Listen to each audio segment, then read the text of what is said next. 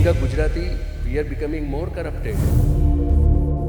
મારો વિરોધ એક કમિટીની સામે છે જે કમિટી તમારી શ્રેષ્ઠતા નક્કી કરે છે. સિસ્ટમ કેવી ચાલે છે તમને ખબર જ છે. માત્ર તમે ક્રિટિક તરીકે બેસીને આ આવું હોવું જોઈએ ને આ તેવું હોવું જોઈએ એ કરવું બહુ સહેલું છે. હું જમીન ઉપરનો માણસ છું એટલે મને કોઈ બ્રાન્ડની જરૂર નથી, કોઈ મારા નસીબમાંથી લઈ નથી જવાનું અને મને કોઈની પડી પણ નથી. મને પ્રેક્ષકોની પડી છે, મને મારા મેકર્સની પડી છે. હા. અમુક 2 થી 4 એવા મિત્રો છે જેમને એમ છે કે એ લોકો સર્વશ્રેષ્ઠ મેકર છે, જિંદગીમાં બહુ ઓછું કરી શક્યા છે.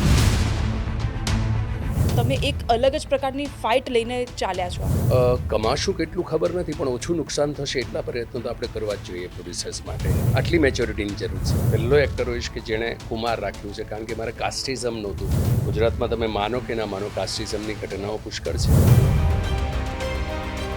કોઈ મેકર જિંદગીમાં જગતમાં ખરાબ સિનેમા બનાવવા માટે નીકળતો જ નથી. તો તમે તમારી સત્ય હકીકત અને સત્ય વાત સાથે તમે વિરોધ તો કરી રહ્યા છો. હું એની અંદરથી માર્ક કરીને બતાવું કે આમણે શું કર્યું છે જિંદગીમાં, આમણે શું કર્યું છે, અને એ તમારી ફિલ્મ કેટલી શ્રેષ્ઠ છે કે કેટલી ખરાબ છે એ નક્કી કરશે. તમને પણ ધમકી મળવી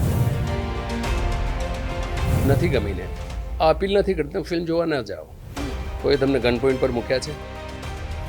અસહાયતા અને નિષ્ફળતાની વાત કે ડરની વાત એ નબળાઓને જ શોભે. મરદ તો એને કહેવાય જાય આભને ચાદર બનાવી ઓઢે અને પથ્થરને લાત મારીને પાણી કાઢે.